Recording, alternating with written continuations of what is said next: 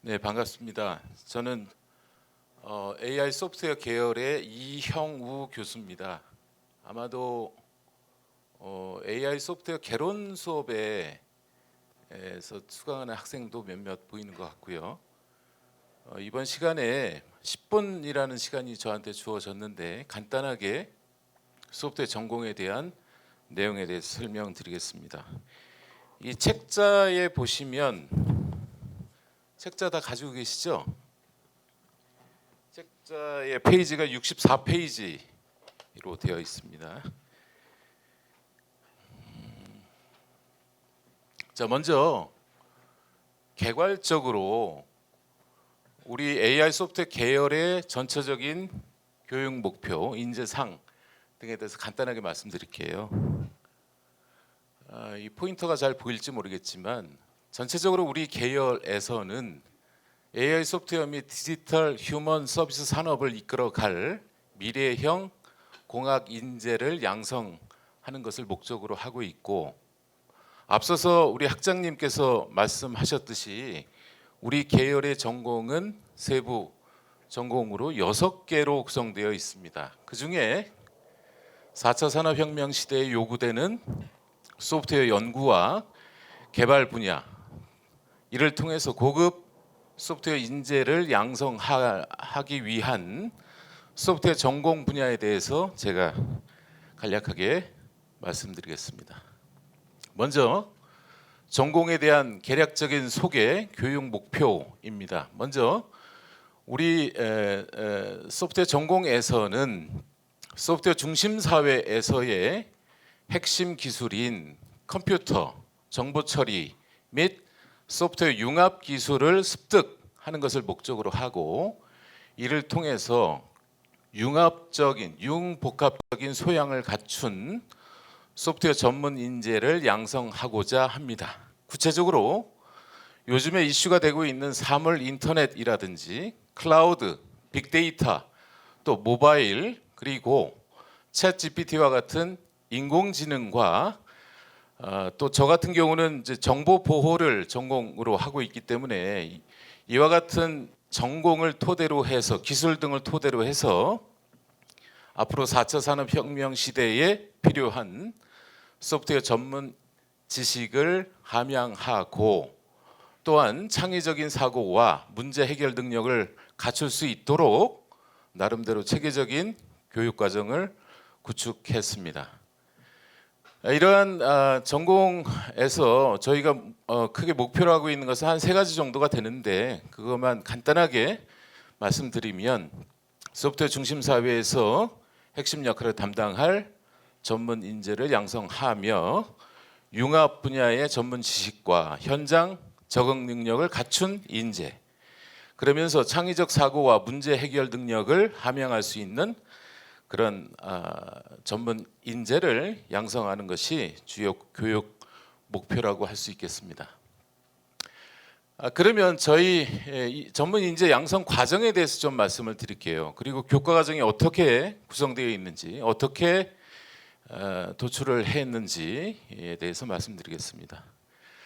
우리 그 AI 소프트웨어 계열에서는 크게 보시면 이제 6개의 전공이 있는데, 그 6개의 전공마다 각각의 목표가 있습니다. 데이터 사이언스, 물론 이제 나중에 또 말씀하시겠지만 데이터 사이언스 같은 경우는 대용량의 데이터를 처리하고자 하는 거고요. 그다음에 지능형 IoT는 어찌 보면 사물 인터넷 간의 연결을 하고자 하는 거고, XR 컨텐츠는 어찌 보면 실감형, 또 현실형 또는 증강현실, 가상현실을 통해서 어떤 버추얼 리얼리티에 대한 부분을 좀 실감 있게 구현하고자 하는 그런 기술이고, 또한 감성적인 부분에 해당되는 휴먼 머신 인터액션에 대한 부분이 있고요. 그다음에 요즘 이슈가 되고 있는 이제 AI 쪽이 있죠. 이렇게 5가지가 있는데, 이와 같은 5가지의 그 전공 분야에 어찌 보면 공통적인 특성을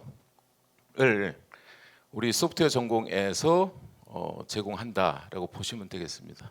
그래서 이러한 뭐 데이터나 또는 네트워크나 AI, 또 앞서 말씀드린 5가지의 그런 전공에서 필요로 하는 그런 어떤 지식 또는 전문 분야를 습득하기 위해서 10개의 핵심 분야를 도출을 했고요. 여기 오른쪽에 보시는 것처럼 첫 번째는 이제 프로그래밍 언어 쪽에 해당되는 것이 기본적으로 필요하겠죠. 그리고 지능형 시스템에 대한 부분이 하나가 있을 거고, 네트워크나 통신, 그리고 그래픽스와 시각화, 또 DB나 보안과 관련되는 정보 관리 및 보안 분야가 있고요. 또 요즘에 각종 디바이스에 해당되는 인베디드 시스템 쪽에 하나가 있고, 또 데이터를 처리하는 거라든지 실제 시스템을 임플리멘테이션 하는 시스템 디자인에 대한 부분이 또 하나가 있고, 상호작용에 대한 것, 또 여러 가지 처리 등 9가지의 핵심 분야가 있고, 이걸 통해서 다시 실제 산업체에서 같이 공동 프로젝트를 수행할 수 있는 창의적, 융합적 역량을 갖출 수 있는 그런 분야까지 해서 총 10개의 핵심 분야를 도출했고요. 이에 따라서 이제 각 분야별로 10개의 핵심 분야별로 필요로 하는 전공 과목을 총 소프트웨어 전공에서는 대략 한 35개 정도의 과목을 핵심 과목으로 도출을 했습니다. 그래서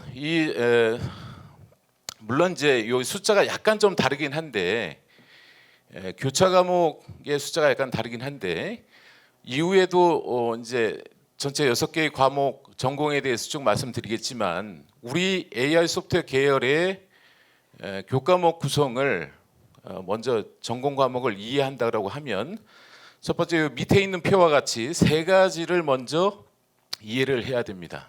첫 번째는 공통 교과목에 해당되는 것이 있습니다. 이 공통 교과목이라는 것은 6개의 전공에서 공통적으로 다 들어가 있는 1학년, 2학년 때 이수하는 과목이다 라고 이해하시면 되겠고, 두 번째는 고유 교과목이 있습니다. 이거는 각 전공의 특성을 반영해서 각 전공마다 고유하게 들어야 되는 전공이 있고요. 마지막으로 세 번째, 교차 교과목이 있습니다. 이 교차는 예를 들면 소프트웨어 전공에서 23개로 되어 있는데, 이거는 다른 데에서도 교차로 인정하는 것이 있다, 이렇게 이해하시면 되는 겁니다. 아시겠죠? 그렇게 해서 공통, 그다음에 고유, 교차가 있는데, 저희 소프트웨어 전공에서는 공통은 12개로 다른 전공과 동일하게끔 되어 있고, 다만 고유 전공은 따로 없다. 고유 전공은 따로 없다. 그렇게 먼저 이해하시면 되고요. 교차 과목은 제가 좀 이따 다시 설명드리겠습니다. 그래서 이렇게 되어 있는 이유는 뭐냐 하면은, 앞서서 학장님께서도 말씀드렸듯이 요즘 그 IT나 소프트웨어 분야가, 또는 AI 소프트웨어, 이 전체적인 컴퓨터 분야가 상당히 복잡해지고 있고, 또 단일 지식 또는 단일 전공을 이수하는 것에는 좀 부족하다. 상당히 복합적인 지식을 요구하기 때문에, 그렇기 때문에 가급적이면 우리 학생들이 우리 대학에 입학해서 최대한 다전공을 이수할 수 있는 그런 방식으로 하면 좋겠다 하는 목적이 하나가 있고요. 그래서 여기 보시는 것 같이 저희가 6개 전공을 구성할 때 소프트웨어 전공이라는 것을 베이스로 해서, 거기에 물론 이제 다른 전공도 나름대로 다 이유가 있고 나름대로 좋은 커리큘럼으로 되어 있는데, 다전공도 이수할 수 있는 그런 기회를 제공하자라는 목적으로 구성되어 있다라고 이해하시면 되겠습니다. 자, 그러면 소프트웨어 전공만을 대상으로 이수 체계도에 대해서 말씀드리겠습니다. 여기 보시면 위쪽에 1-1, 1-2, 4-2 이렇게 돼 있죠. 이거는 학년별로 이수를 했으면 좋겠다 하는, 또는 학년별로 개설되는 교과목에 대한 표시다라고 보시면 될 것 같습니다. 그래서 이쪽 왼쪽에서 오른쪽으로 가면서 이수를 하면 된다라고 이해하시면 되고요. 지금 우리 1학년 학생들 같은 경우는 지금 아마도 요 밑에 1학년 1학기에 있는 3개의 과목을 아마 이수하고 있을 겁니다. 그렇죠? 아까 앞에서 말씀드렸듯이 AI 소프트웨어 개론, C 언어, 공학 설계 입문을 지금 이수하고 있는 거죠. 그러면서 1학년 2학기서부터 이제 2학년, 3학년까지, 4학년까지 이런 체계로 이수를 하면 된다라고 하는 거고요. 여기에 색깔로 표시되어 있는 게 있는데 앞서서 말씀드린 바와 같이 전공이 세 가지 교과목으로 이렇게 나누어져 있고 그 중에 하나 첫 번째 이 오렌지색은 계열 공통에 대한 것이 12개가 있다라고 보시면 되는 거고 그 다음에 이렇게 파란색으로 되어 있는 것은 교차 교과목이다라고 이해하시면 되겠습니다. 물론 이제 다른 전공에서도 말씀을 드리겠지만 소프트웨어 전공 같은 경우는 앞서서 말씀드린 바와 같이 이렇게 어찌 보면 베이스에 해당되는 전공이다 보니 전체 이수 체계도에서 보이는 교과목의 수가 상당히 좀 많은 것으로 보여집니다. 하지만 각 전공에서 이걸 다 들어야 되는 건 아니고요. 여기서 단일 전공 또는 복수 전공 또는 다전공에 필요한 학점을 채우면 되는 겁니다. 그렇게 이해하시면 되겠고 그러면 먼저 하나하나씩 좀 간단하게 좀 설명드릴게요. 계열 공통에 대한 겁니다. 1학년, 2학년 과목으로 총 12개가 이렇게 개설되어 있고요. 앞서서 말씀드린 바와 같이 소프트웨어 전공은 고유 전공 과목이 없습니다. 고유 전공 과목 없이 계열 공통과 전공 교차 과목으로만 되어 있다라고 이해하시면 되겠고요. 그래서 1학년, 2학년 때 계열 공통에 해당되는 12과목 중에 수강을 하면 되고 그 다음에 2학년 2학기부터는 확률과 통계 또 고급 프로그래밍 또 3학년부터 이제 세부 전공, 소프트웨어 전공의 세부 교과목이죠. 세부 교과목에 대한 것을 이수해 나가면 된다라고 이해하시면 되겠습니다. 그래서 앞서서 이건 말씀드렸고 밑에 있는 거 잘 보일지 모르겠지만 전체 과목이 서로 다 교차 인증이 되고 있다라는 거 그걸 기억하시면 되겠습니다. 그래서 이와 같은 교과목을 다시 한번 이제 학문 분야별로 좀 나누어 보면 프로그래밍 언어에 해당되는 것이 한 7개 정도가 되어 있고 지능형 시스템, 네트워크 통신, 네트워크 및 통신, 그래픽스 및 시각화, 정보 관리 및 보안, 임베디드, 시스템 디자인, 인간 컴퓨터 상호작용, 통계, 신호 처리, 그리고 마지막 창의적 융합 능력을 배양하기 위한 산학 프로젝트에 대한 교과목들로 이렇게 10개 분야에 해당되는 과목으로 구성되어 있고 이것은 5개 전공에서 서로 교차 인정되는 과목 또 공통 과목도 여기 표시가 되어 있고요. 그렇게 되어 있다라고 이해하시면 되겠습니다. 그래서 이와 같은 과목을 이수하게 되면 우리 학생들이 아마도 여러 가지 역량을 갖출 수 있을 거다라고 생각이 되는데 첫 번째로 이름을 이렇게 붙인 거죠.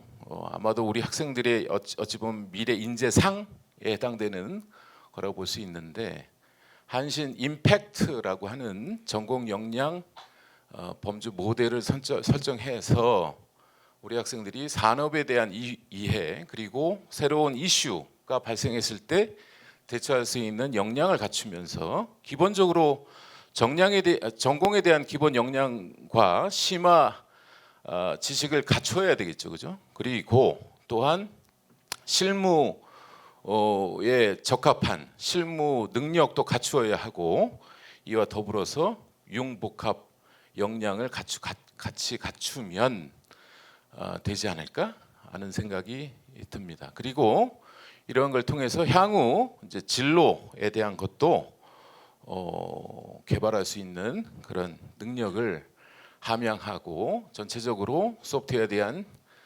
분야의 전문 인재를 양성하고자 하는 것이 전체 목적이다라고 보시면 되겠고요.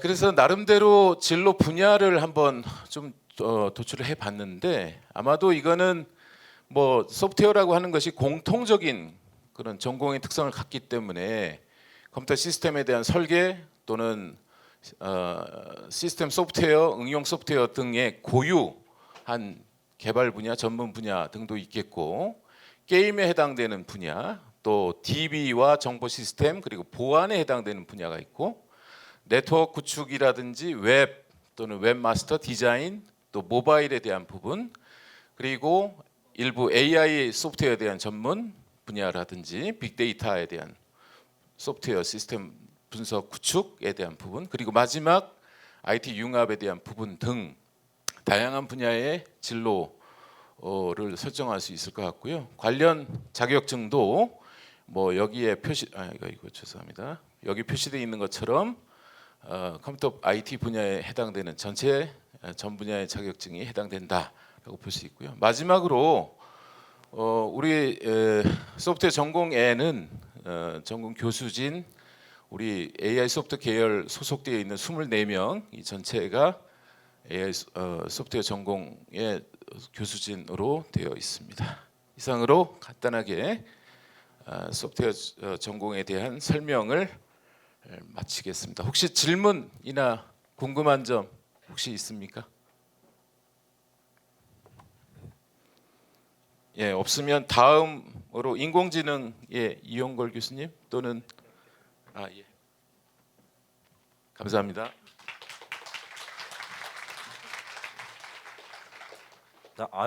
굉장히 스타트부터 구체적으로 세심하게 이렇게 안내를 해주셔서 아마 뒤에 소개하시는 교수님들 좀 편하실 것 같아요. 두 번째는 데이터 사이언스 전공 주임을 하고 계시는 안현 교수님께서 데이터 사이언스 전공 관련한 소개를 좀 해주시겠습니다.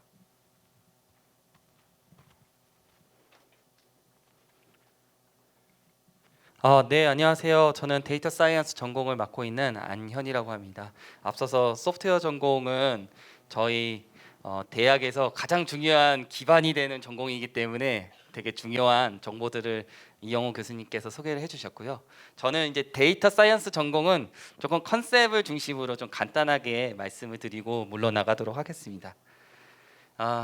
지금 데이터는 이제 잠을 자지 않는다는 말이 있습니다. 유명한 인포그래픽인데 이 데이터 네버 슬립이라는 인포그래픽입니다. 이게 지금 현 시간에도 우리 학생분들이 저녁에 잠을 주무시는 그 시간 동안에도 실시간으로 전 세계에서 어마어마하게 많은 데이터들이 쏟아지고 있습니다. 그걸 이제 매분 1분 동안 우리가 살고 있는 세계에서 얼마나 많은 종류의 데이터들이 쏟아지는지를 인포그래픽으로 나타낸 거예요. 그래서 우리 학생분들이 잘 알고 있는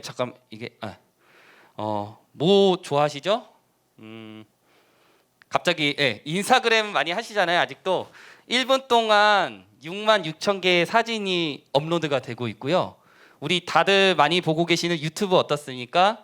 1분 동안 약 500시간의 영상이 인코딩돼서 유튜브라는 플랫폼에 올라가게 됩니다. 그리고 트위터와 같은 우리 전통적인 페이스북, SNS에서도 무수하게 많은 데이터들이 쏟아지고 있습니다. 우리 모든 학생분들은 지금 이 순간에도 정말 많은 데이터들이 생성되고 있겠구나라는 부분에서는 다 공감하고 계실 겁니다.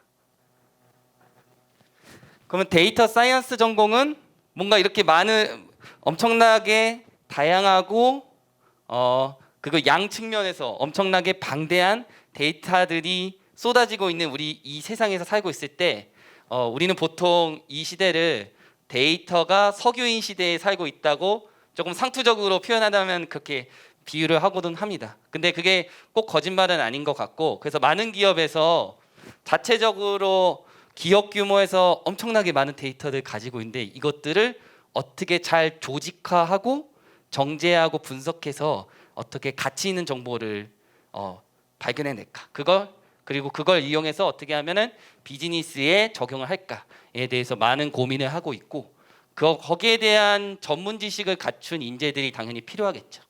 그래서 그 부분을 우리 DS 전공에서 중점적으로 교육하고 육성시키는 것을 목표로 하고 있습니다. 그래서 데이터 사이언스는 사실은 많은 부분이 좀 융합성을 가지고 있는 학문이기도 합니다. 그래서 일단은 기본적으로 가장 요즘에 많이 화두가 되고 있는 머신러닝, 딥러닝 기술은 우리가 데이터를 분석하기 위해서 적용할 수 있는 한 가지 방법 중에 하나입니다. 그렇지만 굉장히 많이 적용되고 있죠. 근데 우리가 머신러닝을 잘 하려면은 기본 컴퓨터 사이언스에 대한 전반적인 지식을 잘 갖춰야 됩니다. 거기에 대한 지식들은 소프트웨어 전공의 많은 교과목에서 잘 제공을 해줄 겁니다. 그래서 우리는 전공을 탄탄히 하고 그 다음에 조금 플러스 알파로 수학과 통계학적인 데이터 분석에 조금 강점을 가지고 있으면은 DS 전공에서 충분히 좀 잘하실 수 있는 강점이 될 수가 있고요. 반드시 수학을 잘해야만 꼭 하는 건 아닙니다. 내가 수학을 조금 자신이 없다고 하더라도 프로그래밍 쪽에 조금 관심을 갖고 공부를 더 하시면은 데이터 관련된 직무에서 충분히 일하실 수가 있습니다. 그리고 전통적 분석 방법들을 또 포함하고 있고 우리는 소프트웨어 툴도 잘 사용할 줄 알아야 되는데 중요한 부분은 우리 데이터 사이언스는 뭔가를 분석해서 가치를 발견하는 거잖아요. 근데 어떤 데이터인데 어떤 영역의 데이터에 따라서 분석하는 방법과 접근법이 달라질 수가 있습니다. 그래서 전력 쪽 데이터다. 그러면 우리가 전력 데이터를 분석하려면은 전력 쪽 도메인에 대한 공부도 같이 병행해야 됩니다. 우리가 물류 쪽 데이터 분석하려면은 물류 분야에 대한 공부도 같이 병행을 해야 됩니다. 그래서 데이터 사이언스의 특징은 그 해당 데이터가 포함된 그 도메인에 대한 공부도 같이 병행하면서 분석하고 시각화하고 그다음에 그 가치를 고객한테 전달할 수 있는 그런 커뮤니케이션 능력도 좀 전공 과정에서 많이 배우시면 좋을 것 같고요. 그런 이제 융합성을 가지고 있고 이수 체계도는 이렇게 이루어지고 있지만 아직까지 우리 학생분들 1학년 학생들이다 보니까 이 과목이 무엇이고 저 과목이 무엇을 배우고에 대한 감은 아직 없으실 것 같지만 크게 나눠 보면은 이 DS 전공이 가정하고 있는 중요한 배경은 굉장히 큰 데이터들이 쏟아지고 있다. 그럼 그런 데이터들을 이제 처리하는 가장 첫 번째 단계는 데이터를 어떻게 하면 취득해서 항아리에 잘 담아둘까. 굉장히 큰 항아리가 되겠죠. 그런 부분은 우리 다른 전공 그 지능형 IoT 전공이 있습니다. 그 사물 인터넷을 중심으로 배우는 전공이죠. 그래서 사물 인터넷과 관련된 이슈들이 있습니다. 그래서 IoT 플랫폼을 이용해서 굉장히 방대하고 실시간으로 쏟아지는 데이터들을 어떻게 수집하고 잘 조직화할 것인가 부분부터 데이터 사이언스는 시작이 됩니다. 그 다음에 잘 이렇게 데이터를 쌓아놨어요. 그러면은 그거를 바로 분석할 수 있냐? 그것이 아닙니다. 데이터를 기본적으로 잘 정제를 해줘야 됩니다. 전처리하고 그런 부분에 대해서는 데이터 엔지니어이라든지 아니면 DB 프로그래밍 같은 부분, 그 다음에 우리 데이터를 조금 신뢰성 있게 관리를 해야 되기 때문에 보안에 대한 이슈도 배워야 할 것입니다. 그 다음에 이제 데이터 사이언스의 꽃이 결국에는 무언가를 분석하는 행위입니다. 분석하고 시각화하는 거죠. 그 부분에 대한 내용은 기본적으로 기계학습, AI 전공에서도 다루고 있죠. 그 다음에 기계학습 중에서도 또 많은 영역이 영상 처리 분야입니다. 그래서 이 부분은 빼놓을 수가 없고 만약에 개인 PC 하나의 데스크탑에서 감당할 수 없는 큰 규모의 데이터를 다뤄야 된다. 그러면 우리는 여기서 빅데이터 플랫폼에 대해서 배워야 됩니다. 그래서 이 과정 동안 우리가 데이터를 수집하고 전처리하고 여러 가지 분석 행위들을 할 줄 알겠죠. 이 전공 과목들 열심히 들으면. 그러면 이제 4학년 때 우리 DS 전공의 고유 과목인 데이터 응용 서비스 과목에서 실제 많은 기관에서 오픈한 공개 데이터를 이용해서 실제 분석을 해보는 프로젝트 중심의 교과목을 이제 운영하게 됩니다. 네. 그래서 대략적인 그 교과목들 간의 이런 이수 관계는 이렇게 되고요. 벌써부터 이제 채용과 관련된 얘기를 꺼내는 것도 조금 뭐 시기상조긴 하지만 1학년 학생분들인데 그렇지만 이제 제가 말씀드리고 싶은 거는 DS 전공은 우리 학생들이 데이터 관련된 직군으로 진출하기 위해서 교육을 중점적으로 하는 전공이다. 최근에도 데이터 관련된 직무에 많은 일자리들이 열리고 있습니다. 조금 이제 근데 이 직군도 점점 이 시장이 성숙화되면서 세부 직군들로 나눠지고 있어요. 그래서 크게 보면은 우리 전공에서 집중적으로 육성하고자 하는 직군은 크게 나누면 데이터 엔지니어와 데이터 사이언티스트 정도라고 볼 수가 있겠습니다. 그러면은 이 두 가지가 뭐가 차이가 나냐? 이거는 우리 학생분들이 4학년까지 계속 전공 과목을 들으면서 본인 스스로 좀 본인의 소양을 좀 많이 판단하고 탐색을 해봐야 됩니다. 본인이 전공 과목을 들으면서 나는 수학이나 통계는 너무 싫고 프로그래밍은 재밌어 하면은 데이터 엔지니어 직군에 좀 가까운 소양을 갖추고 있다고 보면 되고, 나는 프로그래밍은 조금 남들보다는 잘한다는 자신감은 없지만 뭔가 데이터를 어떤 통계 기법, 머신러닝 기법을 이용해서 분석하고 시각화하는 게 너무 재밌어 하시는 분들은 데이터 사이언티스트에 관련된 소양을 잘 갖췄다라고 판단하시면 됩니다. 이런 것들은 전공 과정을 계속 들으면서 계속 탐색해 보시기를 권유드립니다. 네, 그래서 이제 이런 원티드라는 사이트가 우리 컴퓨터 관련된 일자리만 전문으로 이제 제공하는 플랫폼이거든요. 거기서 이제 데이터 엔지니어 관련된 많은 채용 공고가 올라가 있고요. 우리가 잘 알고 있는 우아한 형제들과 같은 대기업에서도 데이터 엔지니어들을 뽑고 있는데, 우리 학생분들이 또 마찬가지로 지금은 관심이 없겠지만 계속 본인에 대한 설계, 이제 그 진로에 대해서 탐색을 해보고, 또 탐색할 때 도움이 많이 되는 부분은 실제 채용 공고 사이트에 들어가서 채용 공고를 직접 읽어보면 됩니다. 그러면은 기업마다 어떠한 인재들이 필요한지 여기 정말 자세하게 기술이 되어 있어요. 그러면 나는 졸업할 때 어떠한 기술들을 전공 과목을 통해서 습득을 해야 되는지 조금씩 감을 잡아 나갈 수 있을 것 같습니다. 네, 이렇게 이제 데이터 관련된 직군이 이제 크게 형성되고 있고 일자리도 많이 넓어지고 있다 정도로 마무리 듣고 데이터 사이언스 전공에 대한 소개는 여기서 마치도록 하겠습니다. 감사합니다.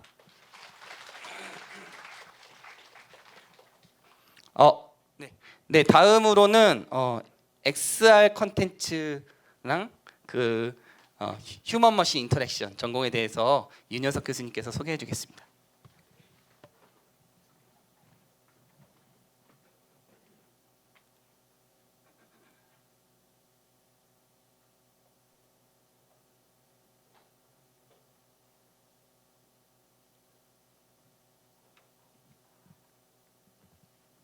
네, 안녕하세요. AI 소프트웨어 대학의 윤효석이라고 합니다.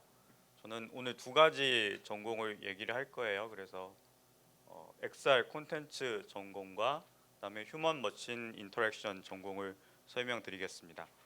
XR 콘텐츠라는 그런 용어를 들었을 때 어떤 그림이 떠오르시나요? 또 휴먼 머신 인터랙션이라는 그런 단어, 생소한 단어를 들어보셨을 때 어떤 그림이 머리에 떠오르는지 잘 모르겠어요. 이제 저는 이쪽 전공을 하고 있으니까 이런 그림을 떠올리거든요. 가상현실에서 게임을 하는 모습, 또는 휴먼 머신 인터랙션이기 때문에 뭔가 기계를 가지고 사람을 도와주는 작업을 같이 할 수 있는 이런 그림을 또 생각을 해봅니다. 잘 나오나? 네. 그래서 XR 콘텐츠라고 하게 되면 우리가 앞에 XR이라는 부분이 붙어 있잖아요. 그래서 일반 이전에 우리가 생각했었던 PC 환경에서 기본적으로 썼던 그런 콘텐츠랑은 조금 다른 점이 있겠죠. 그래서 그런 부분을 우리가 이 XR 콘텐츠 전공에서 배우실 수가 있고요.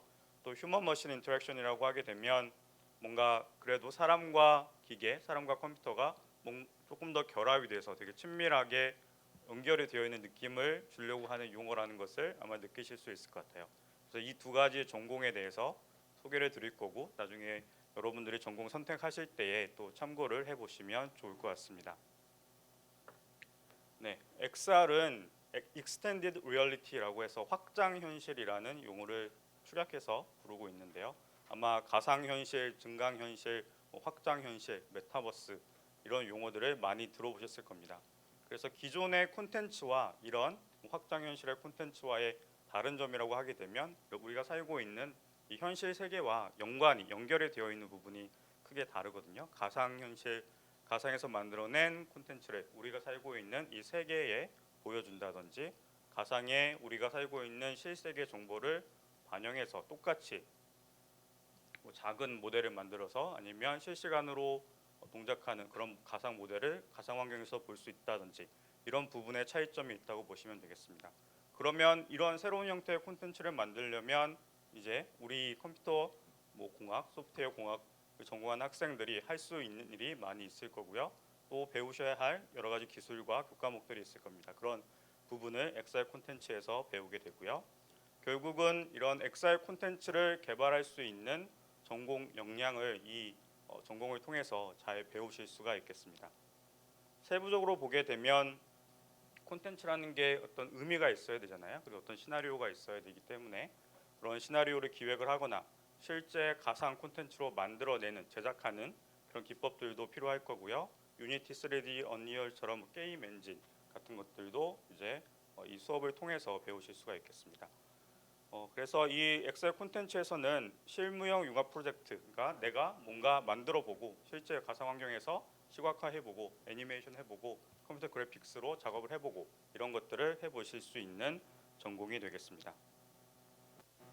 네, 그러면 졸업 후에 이제 어떤 부분으로 갈 수 있는지를 보면 앞에 이제 안현 교수님이 얘기해 주신 것처럼 최근에는 뭐 메타버스 관련해서 가상현실 관련해서 또 여러 가지 직무들이 나오고 있고요. 그런 공고들을 또 자세히 보시면 앞에 설명드렸던 여러 가지 플랫폼이나 툴을 사용해 보신 경험을 또 우대하고 있습니다. 그래서 엑셀 콘텐츠 쪽으로 또 가상현실 시각화 이쪽으로 관심이 있으신 분들은 이쪽 전공을 선택하시면 나중에 그쪽 직무를 지원하실 때에 조금 더 쉽게 또 도움이 될 수 있는 부분인 것 같습니다.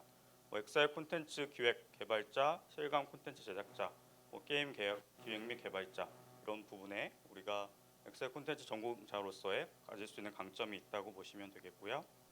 앞에서 여러 교수님들 얘기해 주셨던 것처럼 이런 세부 전공이지만 앞에서 배우는 기본적인 기초 체력은 비슷하다고 보실 수가 있어요. 그래서 프로그래밍 언어, 그다음에 그래픽스 시각화, 지능형 시스템이라는 세부 분야 모듈에 속하는 그런 교과목들을 잘 들어주시면 엑셀 콘텐츠 전공하시면서 큰 도움을 받으실 수가 있고요. 네, 엑셀 콘텐츠의 전공 교수님들은 이렇게 네 분을 이제 주변에 왔다 갔다 하시다가 저기 장주나 통해가 왔다 갔다 하다 보시면 또 만나 뵙고 궁금한 거 있으면 물어보시면 상세하게 대답해 주실 겁니다. 네, 컴퓨터 그래픽스, 컴퓨터 비전, HCI 그리고 엑셀 콘텐츠 전공하고 계신 교수님들이 또 여러 교과목들로 여러분들과 만나게 되고 소통하게 되니까요. 궁금하신 부분 있으면 이분들께 연락을 해주시면 되고요. 네, 엑셀 콘텐츠도 이렇게 1학년부터 4학년까지 들을 수 있는 교과목의 하나의 가이드라인을 제시를 하고 있습니다. 여기서 중요한 건 2학년 1학기, 2학기에 있는 엑셀 콘텐츠 입문, 엑셀 콘텐츠 응용 이 전공의 고유 교과목이라고 보시면 되겠고요. 이 전공에서는 이제 꼭 들어야 되는 교과목으로 생각을 하시면 되겠습니다. 그럼 어떤 내용을 배우냐? 앞에 설명드렸던 것처럼 엑셀 콘텐츠가 뭐가 다른지 여기에서는 이제 어떤 것들을 배우게 되고 이제 컴퓨터 공학, 소프트웨어 공학을 전공하는 입장에서 어떤 부분에 기여를 할 수 있는지를 이론과 실습을 배우는 그런 교과목들로 보실 수가 있겠습니다. 3학년 때 보시면 뭐 게임 프로그래밍, 컴퓨터 그래픽스, 영상 처리, 네, 그리고 뭐 컴퓨터 애니메이션, 가상 증강 현실 같은 그런 교과목들을 통해서 더 세부적으로 상세한 내용들을 배우실 수가 있겠습니다. 네, 엑셀 콘텐츠 전공은 이렇게 설명을 드렸고요. 그 다음에 휴먼 머신 인터랙션. 뭐 아까 이제 휴먼 머신 인터랙션 했을 때 떠오르는 그림이 있냐라고 물어봤을 때 이제 아무것도 없는 분들이 이제 많이 있으시죠. 그래서 오늘 전공 소개를 듣고 그래도 조금 뭔가 그림을 그려가시면 좋을 것 같습니다. 그래서 휴먼 머신 인터랙션은 휴먼 사람이죠, 머신 기계가 되겠고 인터랙션 소통한 상호작용을 하는 것을 얘기를 하는데요.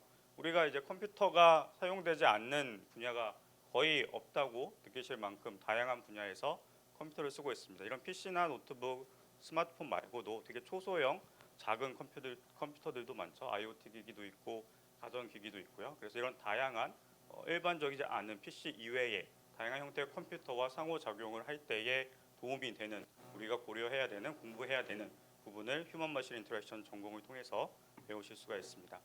네, 그래서 전공 책자에 다 나와 있는 내용이긴 하지만 인간 중심의 소프트웨어 하드웨어 개발과 서비스 기획 분야의 전공 역량을 목표로 한다라고 되어 있죠. 인간 중심이라고 하게 된다면 결국은 사람이 컴퓨터를 사람이 머신을 쓰게 될 텐데 사람 입장에서 조금 더 편리하고 재밌고 유용하게 만들자라는 목표를 가지고 있어요. 그래서 아마 이제 나중에 이쪽 수업을 듣게 되면 그래도 사람을 좀 생각하는 사람을 편하게 해줄 수 있는 방법을 포함하고 있다는 것을 느끼실 수가 있을 겁니다. 더 체계적으로는 이제 입력, 출력, 사람이 컴퓨터와 상호작용을 하기 때문에 뭔가 입력하는 방식, 출력하는 방식 어떤 게 더 효과적인지를 배우게 되고요. 상호작용하는 기술, 그 다음에 앞에서도 데이터 사이언스에서도 얘기했지만 사용자로부터 어떤 데이터를 추출해낼 수 있는지 다양한 센서를 써서 추출해내고 분석하고 다시 반영을 하는 사용자가 이 서비스를 시스템을 잘 쓰고 있다, 못 쓰고 있다를 판단할 수 있는 기준으로 삼을 수가 있겠습니다. 그래서 설계나 평가 기법까지 배우는 전공이다라고 이해하시면 되고요. 네, 졸업 후 진로라고 하게 되면 이쪽 휴먼 머신 인터랙션은 사실 조금 더 체계적으로 더 공부를 하시면 좋은 전공 분야라고 생각이 되고요. 여기 명시한 것처럼 UI, UX 엔지니어, 공공 서비스 디자이너, 인터랙션 디자이너, 사용자 데이터 분석가 이런 직무로 나중에 취업을 하실 수가 있겠습니다. 네, 앞에 설명드렸던 XR 콘텐츠처럼 역시 기본 전공 능력은 프로그래밍 언어 중요하죠. 내가 원하는 것을 컴퓨터에 시킬 때 우리가 잘 프로그래밍해서 컴퓨터에 전달해야 되기 때문에 프로그래밍 언어가 필요하고요. 그래픽스 및 시각화 같은 경우는 사용자에게 정보를 가장 효율적으로 제공할 수 있는 방법이 시각적인 정보를 제공하는 거잖아요. 그래서 이런 부분도 중요하고 지능형 시스템 같은 경우도 당연히 중요할 수밖에 없는 게 너무나도 많은 데이터를 이렇게 사람으로부터 데이터를 추출해내고 분석하고자 한다면 그런 부분을 다 이제 자동화해야 할 필요가 있겠습니다. 그래서 지능형 시스템도 중요하다. 그래서 전공 이수 체계도를 보시면 여러 전공에 걸쳐서 교차되는 전공 교과목이 많은 전공이 휴먼 머신 인터랙션인 것을 보실 수가 있습니다. 네, 전공 교수진은 이렇게 5분 계시고요. 저를 비롯해서 컴퓨터 그래픽스의 류승택 교수님, 엑셀 콘텐츠 IoT의 서정욱 교수님, 이양성 교수님, 또 이용걸 교수님 계시니까 또 역시 오다 가다 만나 뵙게 되면 궁금한 게 있으시면 물어보시면 될 것 같습니다. 네, 휴먼 머신 인터랙션 이수 체계도를 보실 수가 있고요. 역시 중요한 거 몇 가지만 얘기를 하게 되면 빨간색 부분 감성 컴퓨팅, 디지털 휴먼 서비스 이쪽 부분이 휴먼 머신 인터랙션 전공의 필수로 꼭 들으셔야 하는 과목이 되겠습니다. 아까 말씀드렸던 것처럼 조금 더 사람을 생각한다, 사람과 친밀하게 사람을 위하는 그런 느낌을 살리기 위해 컴퓨터 윤리라든지 감성 컴퓨팅, 디지털 휴먼 서비스, 디지털 휴먼 서비스는 이게 프로젝트형 교과목이 되겠고요. 이런 내용들이 포함이 되어 있습니다. 우리가 가장 간단하게 생각해 볼 수 있는 응용은 사람이 현재 보고 있는 컴퓨터 화면, 프로그램 화면, 앱 화면을 생각해 볼 수가 있겠죠. 그 앱 화면을 얼마나 더 사람이 편하게 쓸 수 있게 만들 수 있는지를 고민해 볼 수가 있을 텐데 UI, UX 프로그래밍에서는 어떻게 사용자에게 제공되는 UI나 UX가 더 효과적인지 이런 내용들을 배우실 수 있는 교과목이 되겠습니다. 그래서 아까 말씀드렸던 것처럼 여러 교과목들로 펼쳐져 있으니까 이런 내용들을 참고해 보시고 또 관련 전공 교수님들께 연락을 주시면 저는 상세하게 알려드릴게요. 궁금하신 거 있으면 물어보시면 되겠습니다. 네, 그래서 제가 2개를 전공을 얘기를 해서 하나만 얘기를 하고 싶었어요. 그래서 여러 전공이 있는데 이 전공 간의 차이가 뭐가 있을까라고 생각을 해보면 우리는 그냥 목표는 어떻게 보면 되게 같다고 생각을 합니다. 근데 XR 콘텐츠나 휴먼 머신 인터랙션이나 또는 다른 전공이나 이제 갈 때에 그 전공을 이수하면서 보는 풍경이 조금 다르다라고 이해하시면 좋을 것 같아요. 그 풍경은 조금 더 우리 공학적인 말로 바꿔 표현하면 세부 분야에서 쓰는 개발 환경이 조금씩 다르거든요. 또 쓰게 되는 플랫폼도 다를 거고요. 또 나중에 지원하고자 하는 직무 그런 부분도 조금씩 다를 수가 있습니다. 그래서 1학년 때는 이렇게 기초 체력을 잘 갖추셨으니까 이제 어떤 분야인지 오늘 설명 잘 들어보시고 결정하실 때 도움이 되면 좋을 것 같습니다. 네, 저는 여기까지 하고요. 감사합니다.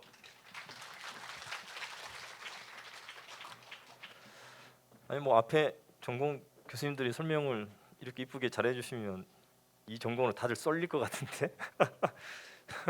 여튼 자세하게 쉽게 설명을 잘 해주셔서 감사합니다. 다음은 우리 5개 전공 중에 지능형 IoT 전공을 담당하고 계시는 정승민 교수님께서 지능형 IoT 전공에 대한 소개를 해주시겠습니다.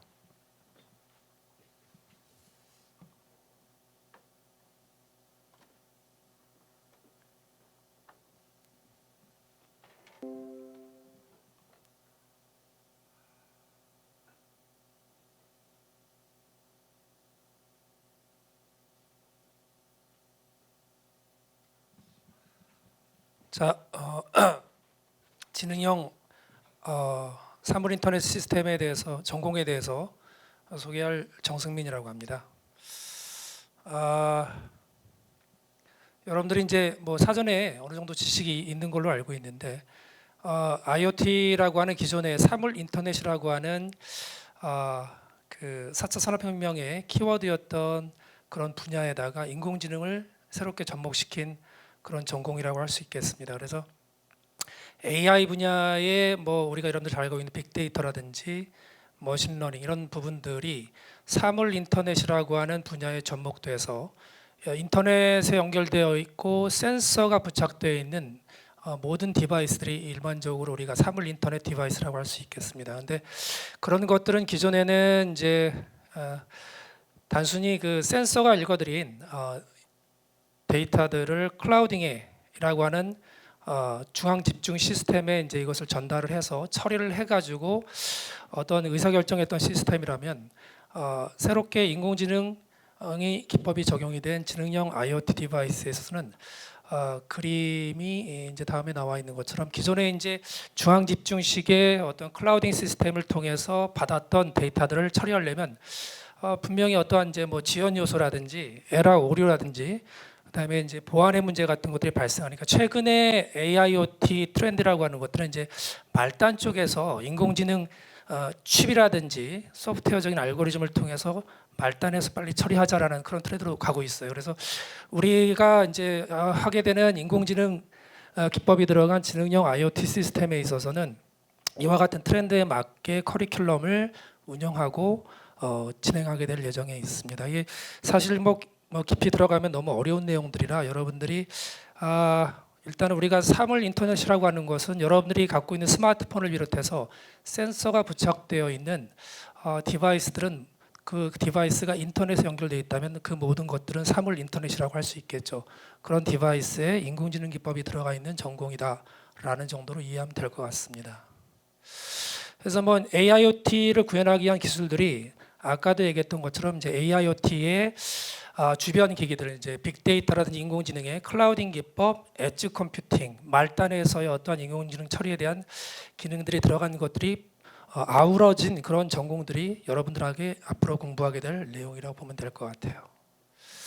그래서 이제 AIoT 분야의 분야들을 이제 구현 기술들의 주변 기술들을 보면 인공지능과 아까도 얘기했던 것처럼 인터넷이라고 하는 네트워크, 그다음에 센서를 비롯한 사물 인터넷, 그다음에 데이터 처리, 빅데이터 처리, 그다음에 임베디드 시스템이라고 하는 하드웨어 라이크한 엣지 컴퓨팅 포함해서 클라우딩 기법까지 해서 상당히 분야가 기존에 여러분들이 들었던 순수 소프트웨어에 비해서 좀 더 포괄적인 영역까지 여러분들이 다룰 수 있기 때문에 그 깊이의 차이가 좀 어느 정도 있을 수 있겠지만 다양한 분야를 여러분들이 공부할 수 있게 됐다라고 하는 될 수 있다라고 하는 것이 가장 큰 장점이라고 할 수 있겠어요. 뭐 이미 곳곳에서 AIoT라고 하는 것은 여러분들 일상생활에서 여러분들이 눈을 떠서 대중교통을 이용해서 학교까지 오는 또 하루가 여러분들이 살아가는 과정에서 뗄래야 뗄 수 없는 모든 분야에서 여러분들이 경험할 수 있는 분야가 바로 인공지능 사물 인터넷, 지능형 사물 인터넷 시스템이라고 할 수 있겠어요. 그래서 뭐 기존의 어떤 산업 분야라든지 우리 일상생활뿐만 아니라 산업 분야에서도 이 AIoT 시스템이라고 하는 것은 이미 깊숙이 파고들었다라고 얘기할 수 있을 것 같아요.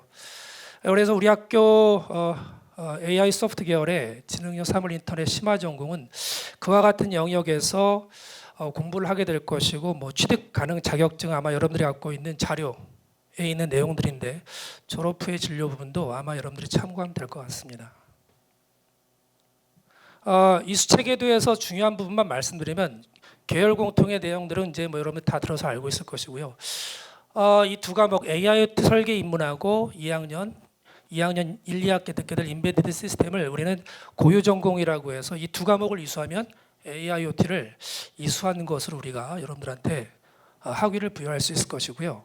각각의 그 AIoT 분야에 있어서 커리큘럼에 관련된 이와 같은 전공들, 센서와 임베디드 시스템, 순수 IoT 분야뿐만 아니라 인공지능, 파란색으로 된 인공지능과 그 다음에 이제 그 외에 이제 부수적으로 컴퓨터 비전, 그다음에 보안 프로그램, 네트워크 보안까지 포함해서 아우르는 전공을 여러분들이 경험할 수 있을 거라고 생각이 듭니다. 자, 그래서 졸업 후에 진로는 같은 내용이 또 나오는데 거듭 말씀드리지만 이 전공은 굉장히 슈퍼셋이다. 많은 우리 인공지능과 소프트웨어, 심지어는 하드웨어 인베디드 시스템이라고 하는 하드웨어 분야까지 여러분들이 건드릴 수 있어서 아마 선택의 폭은 졸업하고 난 다음에 굉장히 다른 전공에 비해서 넓을 거다라고 예상할 수 있을 것 같아요. 네, 앞으로 여러분들이 4학년 졸업할 때까지 공부 잘 해서 이와 같은 전공에서 훌륭한 인재가 나오기를 좀 기대해 보겠습니다. 예. 이상입니다.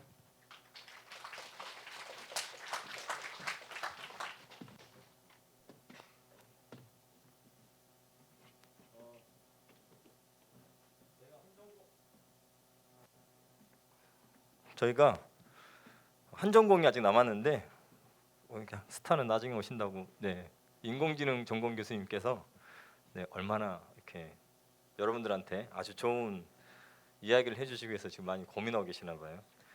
막가를 이용해서 원래 제가 마지막에 하려고 했는데 제가 자 계열 전공에 대한 저희 계열에 대한 전공의 학사 그 관리에 대해서 공통적인 사안에 대해서 제가 설명을 먼저 드리고 후에 AI 전공 교수님 오시면 그때 AI 전공 쪽 관련 소개도 한번 보도록 듣도록 하겠습니다.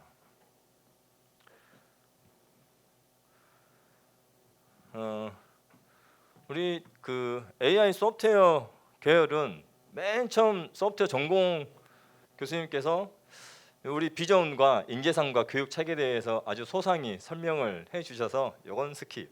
자 넘어가고 자. 저희 계열의 전공 총 6개의 전공으로 구성이 되어져 있습니다. 그래서 소프트웨어 전공, AI 인공지능 전공, 데이터 사이언스 전공, 지능형 사물 인터넷, AIoT 전공, XR 콘텐츠 전공, 휴먼 머신 인터랙션 전공이라고 해서 총 6개의 전공으로 펼쳐 구성이 되어져 있고 여러분들이 우리 한신대학교의 AI 소프트웨어 계열에 입학을 할 때 그 계열의 6개 전공의 전체 모집 단위에서 여러분들이 입학을 하시게 됐어요. 그 얘기는 뭐냐면 AI 소프트웨어 계열로 들어와서 2학년 때 전공을 선택할 때 어떠한 전공이든 자유롭게 본인이 어떤 관심이 가거나 또는 적성에 맞는 그런 전공을 자유롭게 선택을 해서 전공을 이수할 수 있다라는 그 어떤 전공의 어떤 칸막이가 있지 않고 열려 있다라고 보시면 됩니다. 이게 타 계열하고 우리 AI 소프트웨어 계열 조금 다른 좀 차별화된 좀 특성을 가지고 있다고 보시면 돼요.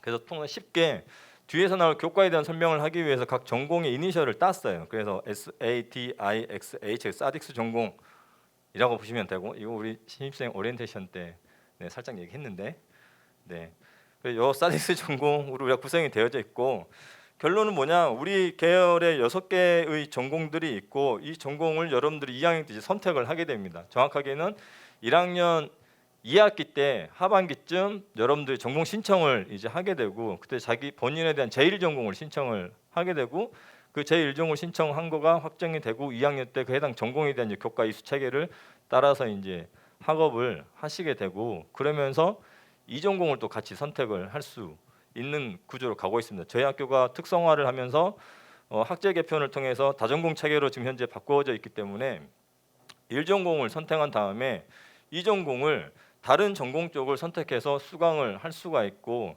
그때 그 이 전공을 할 때 기존의 학점 체계가 굉장히 학점 이수가 많았어요. 그래서 부담이 되는 부분이 있었는데 그걸 조금 더 효율성 있게 좀 구성을 했다라고 보시면 될 것 같아요. 그래서 유사 전공 분야이기 때문에 이 전공을 선택해서 이 전공 학점을 이수하는 데 있어서 좀 더 효율적으로 여러분들이 전공 이수가 또 수월하다라는 거고 수월하기 때문에 3전공까지도 본인의 역량만 시간과 노력만 좀 투자하면 3전공까지도 이수를 할 수 있는 그런 체제로 좀 구성이 되어져 있습니다.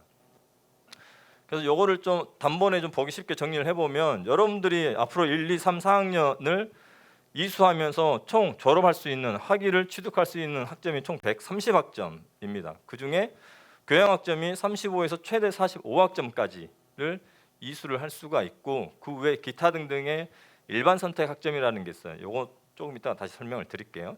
그래서 우리 계열은 단일 전공으로 학위 이수를 한다 그랬을 때는 단일 전공의 학점을 채워야 됩니다. 그게 여러분들 현재 1학년 1학기, 2학기, 2학년 1학기, 2학기에 현재 계열 공통이라는 필수 과목들이 있습니다. 공통적으로 듣는 전공 선택과 상관없이 그게 총 저희는 36학점이에요. 그래서 36학점을 이수하고 그 다음에 단일 전공에 대한 전공 학점이 24학점을 이수를 하면 총 전공에 대해서 60학점을 이수를 하게 됩니다.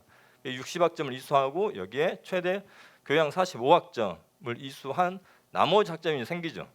130에서 빼면 나머지 학점은 교양은 45학점을 초과해서 교양을 더 듣게 되면 이거는 졸업 학점이 들어가지 않아요. 그래서 최대 45학점이라는 거. 그래서 교양 과목은 최대 45학점에서 더 들으면 그냥 교양만 쌓이는 겁니다. 졸업에 어떤 학점에 적용되는 건 아니고 그래서 전공에서 내가 전공의 학점을 모두 채웠다 하더라도 관심 있는 전공 과목을 더 들었을 때 그거는 일반 선택 학점으로 넘어간다. 또는 타전공 과목을 들었을 때 일반 선택으로 넘어간다. 그렇게 해서 130학점을 맞추게 되면 졸업을 할 수 있는 요건이 됩니다. 이제 다전공으로 가게 되는 경우에는 1전공을 선택하고 이제 2전공을 선택을 하겠죠. 근데 1전공과 2전공이 1대1로 학점을 이수를 하는 관계는 아니에요. 그래서 1전공은 저희 AI 소프트웨어 계열에서는 1전공을 선택하면 계열 공통 과목이 총 36학점이라고 그랬죠. 그중에 15학점을 인정을 해줘요. 계열 공통으로 15학점을 인정해주고 그 외에 제1전공에 해당하는 전공 교과를 24학점을 이수를 합니다. 그럼 24학점이면 뭐 한 8과목? 그러니까 전체에서 8과목 정도를 수강하면 1전공 이수 학점이 이제 채워지는 거고 그 외에 더 들을 수도 있겠죠. 또는 뭐 딱 맞춰 들을 수도 있고. 근데 계열 공통은 우리가 36학점을 듣잖아요.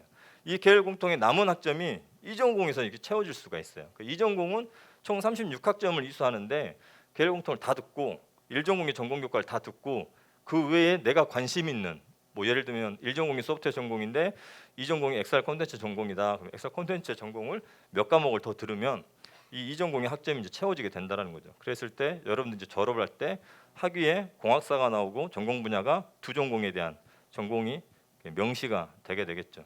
그래서 우리 계열 쪽에서는 다전공을 하는 체계가 굉장히 탄력적으로 좀 구성이 되어져 있기 때문에 여러분들이 특정 전공에만 이렇게 오리엔트돼서 공부를 하는 것보다 앞에 들었던 전공들의 내용들이 있죠. 다 연관성이 있어요. 서로 이렇게 복합적으로 융복합의 형태로서 상호 간의 관계가 있는 전공들이기 때문에 관심 있는 교과들을 교차해서 수강을 하더라도 졸업하거나 또는 다전공을 이수하는데 여러분들 훨씬 더 유리한 그런 위치에 있다라고 이렇게 얘기를 들을 수 있을 것 같습니다. 그래서 우리 쪽 계열의 그 이수 학점 체계를 보게 되면 총 6개의 전공이 있고 각 전공에 대해서 단일 전공으로는 계열 공통 36학점, 1학기 셋, 2학기 셋, 2학년 1학기 셋, 2학년 2학기 셋 과목 그게 36학점이고 전공 학점이 요 계열 공통 외에 이제 24학점을 이수하면 총 단일 전공을 또 60학점을 이수하게 된다. 거기에 교양도 공통 교양이 있고 계열에서 요구하는 계열 필수 교양이 있어요. 뒤에 나오겠지만 그런 교양 과목들을 이수를 해서 총 130학점을 맞추면 이제 단일 전공에 대한 학위와 전공이 이제 나오게 되는 거고 다전공으로 가는 경우에는 계열 공통 과목 15학점 인정을 해주고 전공 학점 24학점 인정. 여기 1전공이 가는 거고 2전공에서는 36학점을 이수하면 되는데 이 36에는 우리가 듣는 계열 공통의 21학점이 여기 포함될 수 있다라는 거죠. 전공 교과이기 때문에 그렇게 해서 전공 교과를 이수를 하게 되면 1, 2전공을 동시에 취득을 할 수 있는 이런 학사 체계로 가고 있습니다. 자, 우리가 여러분들 전공을 신청하는 걸 이제 전공 배정이라고 하는데 다른 일반 이제 타계열 우리 한신대학교에 타계열은 전공 배정을 할 때 요 좀 이렇게 조건들이 있어요. 예를 들면 뭐 전공 예약제, 그 다음에 전공에 몰리면 안 되니까 자 인기 있는 전공으로 몰렸을 때 자 성적에 따라서 좀 자르겠습니다. 이런 게 있는데 자 우리 계열은 자 자르는 거 없습니다. 그냥 학생이 신청하면 신청한 전공으로 갑니다. 어찌 될지 모르겠어요. 어느 전공에 너무 인기가 있어서 어느 전공을 확 이렇게 몰리면 뭐 몰리는 대로 해야지 뭐 그렇죠. 방법은 없죠. 어떻게든 되겠죠. 교과는 돌아가니까. 그래서 우리 계열은 6개 전공 전체에 대상 6개 전공이 모집 전형 때 전체가 한 단위로서 모집이 되어졌기 때문에 저희는 학생이 희망하는 전공으로 다 배정이 된다라는 거고, 전공 배정의 시기는 2학기를 마쳤을 때를 기준으로 합니다. 그래서 2학기를 마쳤다라는 거는 1학년 2학기가 끝나는 걸 이야기하는데, 1학년 2학기를 재학하고 있으면 2학기를 마치는 거와 동일하게 간주를 해요. 그래서 여러분들이 1학년 2학기 때 이제 전공 신청을 하는 시기가 이제 되는 겁니다. 대략 11월 달, 학기 중에 11월 말 또는 이제 어학기인 경우는 5월 말 이때쯤에 이제 전공 신청을 하게 되고, 그게 이제 해당 학기가 끝나는 무렵인 이제 1월 말이나 또는 뭐 7월 말 이때 이제 확정이 돼서 2학년 3학기가 들어갈 때 이제 신청한 1전공에서부터 전공에 대한 이수 체계를 이제 밟아가는 이런 이제 프로세스로 진행이 될 겁니다. 그래서 교과도 사실 처음에 그 소프트웨어 전공의 이용호 교수님께서 살짝 이렇게 보여주시긴 하셨는데, 그 크게 정리를 하면 여러분들이 이수하는 전공 교과에 대한 분류가 계열 공통 교과와 고유 전공 교과, 교차 전공 교과 딱 3개의 부류가 있다라는 거고, 계열 공통은 6개의 전공이 모두 다 같이 들어야 할, 공통적으로 이수해야 할 교과목으로 나열된 게 이제 계열 공통 교과입니다. 이게 1, 2학년에 걸쳐서 학기당 3과목씩 이렇게 배정이 되어 있고, 현재 여러분들은 1학년 1학기에 개론과 공학설계 인문 C언어라는 우리 계열의 전공의 기초 교과목을 지금 수강을 하고 있는 거죠. 2학기는 여러분들이 이제 AI 소프트웨어 수학, 문제 해결형 프로그래밍, 웹 프로그램이라는 요 계열 공통 교과를 이제 수강 신청을 하고 수강을 하시게 될 거예요. 그리고 2학년 때는 전공이 선택이 되겠죠. 어느 전공인지 모르겠지만 1전공을 선택을 하게 될 테고, 그래도 모두 이 계열 공통의 교과들을 이제 수강을 하게 됩니다. 그래서 기본적으로 3과목이 있고, 그 외에 각 2학년 때 이제 각 전공별로 해당 전공에서만 고유하게 다루는 이제 분야가 있어요. 그 분야를 그 각 전공에서 한 과목 내지 2과목 정도가 이렇게 그 교과 이수 체계에 구성이 되어져 있습니다. 그래서 내가 선택한 1전공에 대해서 계열 공통인 교과를 듣고, 그 다음에 내 해당 전공의 전공 고유 과목이 해당 학년에 해당 학기에 있으면 그거를 신청해서 듣고, 그 외에 또 관심 있는 교과들이 개설이 되겠죠.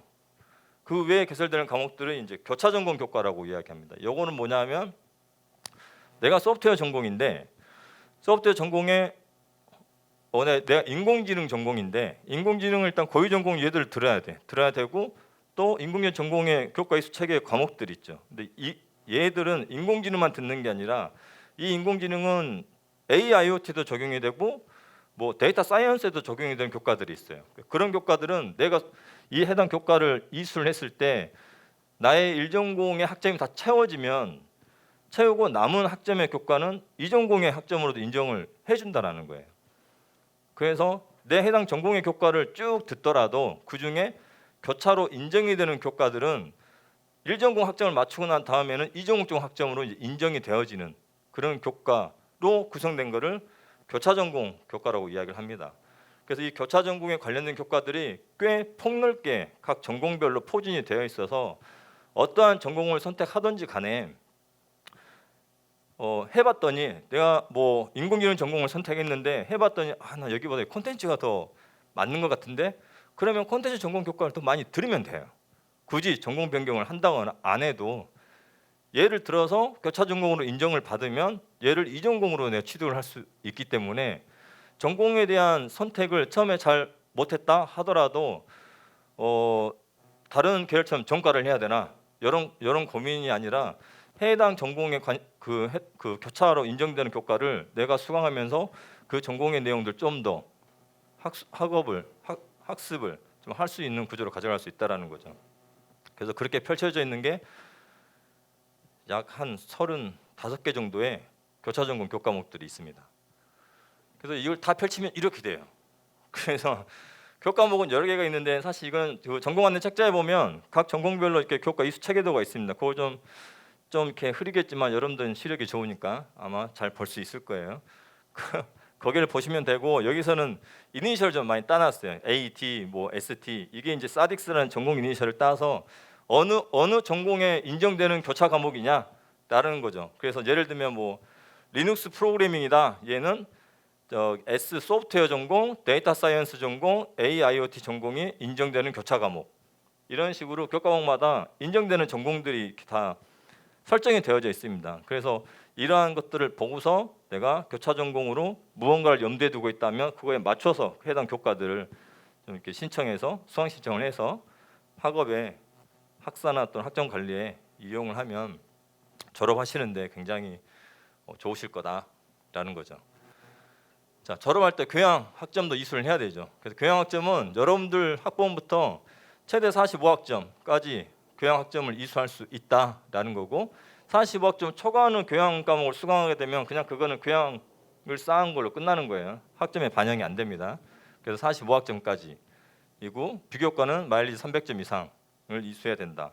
교양의 과목은 계열에서 요구하는 계열의 교양 필수 과목이 있습니다. 그리고 대학 차원에서 요구하는 이제 공통 교양 필수 과목이 있고요. 계열 쪽에서 요구하는 게 뭐냐면 여러분들 지금 1학기 때 하고 있는 뭐 있죠? 지금 글쓰기 기초 하고 있나요? 그죠? 글쓰기 기초 하죠? 한다 안 한다 손 하고 있죠? 글쓰기 기초 잉글리시 하고 있어요? 안 한다 손 하고 있죠? 자, 이렇게 계열에서 요구하는 교양적으로 요거는 또 AI 소프트웨어 계열 신입생은 들읍시다라는 게 이제 필수 과목. 2학기에 여러분들이 이제 교양을 신청할 때는 컴퓨팅사와 소프트웨어 코딩이라는 요 교양 필수 과목을 이제 신청을 해서 이수를 하셔야 될 겁니다. 그래서 예시로 보게 되면 교양과 관련해서 대학에서 요구하는 이제 교양 필수 과목들이 있죠. 그래서 이런 식으로 채플 이제 그 기독교 과목 관련한 거, 그다음에 성서 관련 과목, 그다음에 이제 진로 탐색과 관련된 대생길, 사생길, 진로와 상담. 여러분들 지금 대생길을 듣고 있고 나중에는 이제 사생길, 사회생활 길잡이라는 이것도 진로 상담과 관련된 상담, 그다음에 취업과 관련된 이제 교육 프로그램 이런 것들을 하는 교과인 거고 진로와 상담은 이제 우리 전공 교수님들하고 상담을 통해서 이제 진로에 대한 방향, 탐색, 뭐 고민 이런 것들을 이제 나누는 이런 교과들로 포진이 되어 있어서 이것들을 적절하게 4년 동안에 대생길 1번, 사생길 1번, 진로와 상담은 4번 이렇게 이수를 해야 돼요. 이건 필수기 때문에 그래서 이거를 적절하게 4학년 동안 분배해서 해당 학교에 신청을 해서 전공과 교양과 연필수 과목들을 잘 어우러서 수강 신청을 해서 학업에 진로에 졸업에 문제가 안 되게 잘 관리를 하셔야 됩니다. 자, 그리고 마지막으로 우리 AI 소프트웨어 계열에 이런 전공에 대한 수업 활동 외에 이제 비교과 활동들이 여러 가지 있습니다. 그래서 우리 계열의 팀 튜터링이라는 프로그램이 있고 이거는 튜터와 튜터가 튜티를 대상으로 이제 전공 과목에 대한 뭐 실습 또는 이제 티칭 이런 걸 해주는 그 프로그램이 있고 그다음에 팀 스터디라는 프로그램이 있습니다. 그래서 재학생들이 어떤 특정 전공 교과에 대한 전공 기술 관련 주제를 정하고 같이 이렇게 학습하는 그런 어떤 스터디 그룹을 만들어서 활동을 하는데 이제 지원을 해주는 이런 프로그램이 있고 학부 연구의 멘토링이 있습니다. 우리 계열에 우리 AI 소프트웨어 계열에 컴퓨터공학 전공이 있고 그러니까 여러분들 알고 있는 6개 전공 외에 기존에 컴퓨터공학 전공, 소프트웨어 융합 전공, IT 영상 콘텐츠 전공이 있는데 각각 해당 전공 학부에 그 랩실이 있어요. 그래서 그 랩실에서 우리 재학하는 학생들이 연구 활동을 이렇게 같이 하고 있는데 컴퓨터공학 전공 학부에선 5개의 연구부가 현재 운영이 되고 있고 소프트웨어 융합 전공 학부는 9개 랩이 맞대요. 지금 운영이 되고 있고 IT 영상 콘텐츠 전공은 1개의 랩이 현재 운영이 되고 있어요. 그래서 요 15개의 랩실의 개념을 갖고 있는 연구의 활동은 여러분들이 자유롭게 관심 있는 랩실에 가서 찾아가서 해당 랩을 담당하는 교수님과 상담을 해보고 또는 해당 랩을 리딩하고 있는 그 학생들의 이제 대표 랩장이라고 하죠. 그 랩장과 뭐 이렇게 이야기를 나눠서 관심 있는 랩실에 언제든 들어가서 함께 이렇게 스터디도 하고 공부를 하고 활동도 할 수 있습니다. 그런 연구에서 하는 멘토링이라는 이제 프로그램이 돌아가고 있고, 또 이제 온라인상으로 튜티를 구성해서 스터디를 해주는 이런 프로그램도 비교과로 지원을 하고 있습니다. 그 멘토링도 있고, 또 이제 때에 따라서 여러분들처럼 이렇게 집단으로 이제 한번 모여서 특정 어떤 기업체 CEO 전문가분들을 초청해서 이렇게 특강, 또는 나중에 이제 여러분들 이제 전공 이제 상위 학년 올라가면은 진로 취업 관련해서 이제 전문가나 또 어떤 그 개발자 또는 우리 선배들 동문 선배들의 어떤 취업 사례 이러한 분들 이제 모셔다가 어떤 경험담, 노하우 이런 것들 들을 수 있는 전문가 초청 특강 같은 것들이 있고, 그 기타 우리 학술 행사로는 콘텐츠 공모전이 있습니다. 그래서 뭐 취업 창업 계획서를 작성하고 진로 관련 멘토링이나 해외 탐방을 할 수 있는 이런 어떤 행사가 하나가 있고, 또 하나는 소프트웨어 공모전이라는 게 있어요. 이건 이제 우리 계열에서 주최하는 행사이긴 하지만 한신대학교에 재학하는 전 재학생을 대상으로 합니다. 단 우리 계열의 4학년의 캡스톤 디자인이나 그 IPP 사업에서 하는 통합구현이라는 이제 프로젝트형 수업이 있어요. 이 수업에서 하고 있는 프로젝트의 작품문 출품하면 안 된다라는 전제는 일단 있어요. 왜냐?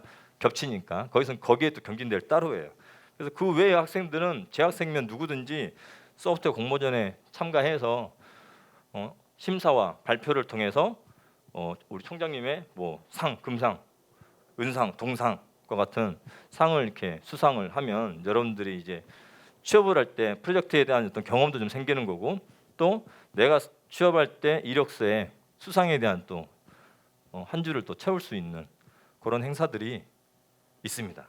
그 외에 다양하게 이제 이런 학생들이 주체적으로 이렇게 움직이는 연구부 활동들을 통해서 친목도 도모하고 특정 분야에 대한 스터디도 하고 미니 프로젝트도 하고 이러면서 전공의 역량들을 많이 키워가고 있습니다. 그래서 앞으로 여러분들이 지금 현재는 이제 들어오셔서 이 계열이 어떻게 돌아갈까 아직은 이제 잘 모르시고, 또 전공에 대해서도 아직 잘 모르시고 이런 상황이기 때문에 조금은 헷갈리거나 난감해할 수도 있겠지만 여러분들이 다 같은 우리 소속 계열이에요. 근데 이 계열이 워낙 커서 다른 데서 봤을 때는 거의 단과대학의 규모죠. 그 안에 전공이 여러 개가 펼쳐졌지만 전공에 따라서 갈린다기보다 전공이 서로 우리는 엮어져 있는 거기 때문에 여러분 모두 다 같이 우리 동기들입니다. 동기 2, 3학번 AI 소프트웨어 계열의 동기들이고, 동기 사랑은 나라 사랑이라고 그러죠.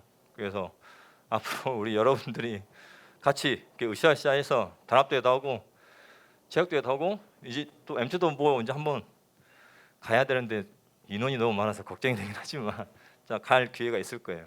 자, 그렇게 서로 교류도 자주 하고 스터디, 그럼으로 인한 또 스터디도 많이 하고 좋은 어떤 동기들과의 관계, 또 선후배 사이의 관계, 이런 관계를 통해서 사회성도 키우고 전공에 대한 역량도 충분히 키워서 우리 사회가 요구하는 창의적인 전문 인재로서 양성이 돼서 사회에 진출하기를 바라겠습니다. 자, 그래서 마지막은 핵심 인기 전공인 인공지능 전공을 담당하고 계시는 우리 이영걸 교수님의 전공 소개를 듣고 마무리하도록 하겠습니다.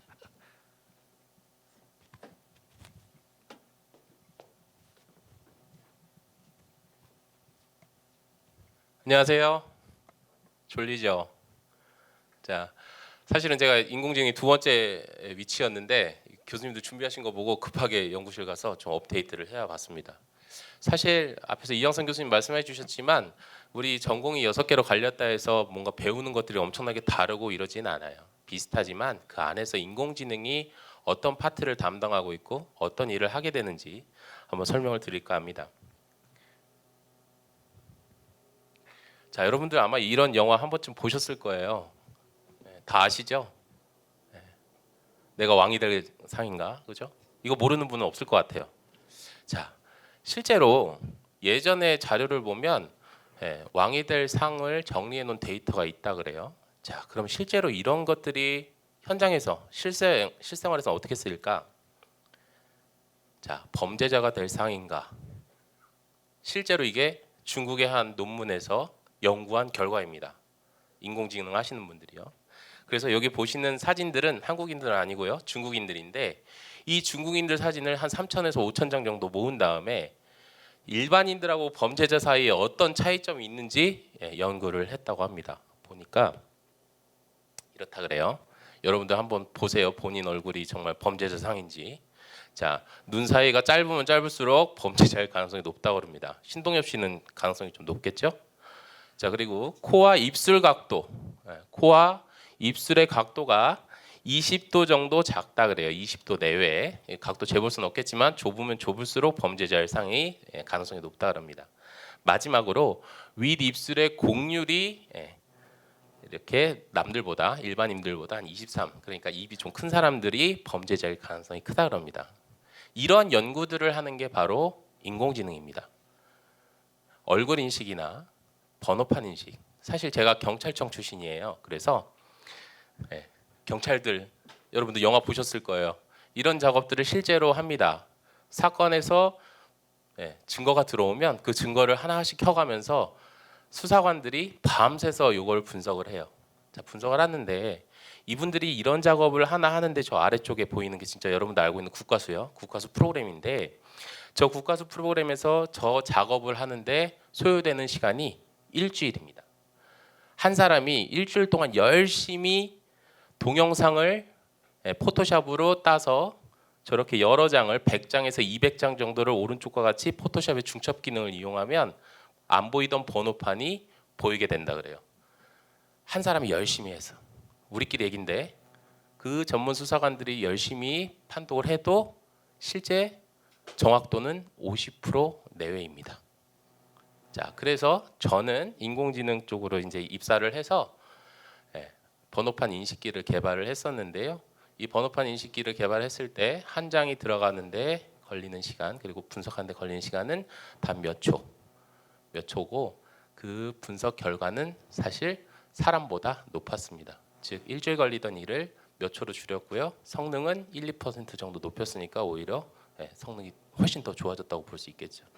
인공지능은 어쨌든 이러한 지금 경찰에 좀 국한돼서 제가 설명을 드렸지만 실제 현장에서 벌어질 수 있는 여러분들 주변에서 발생할 수 있는 일들을 사람이 아니라 기계가 스스로 학습을 해서 처리할 수 있도록 하는 응용 학문 분야라고 볼 수가 있습니다.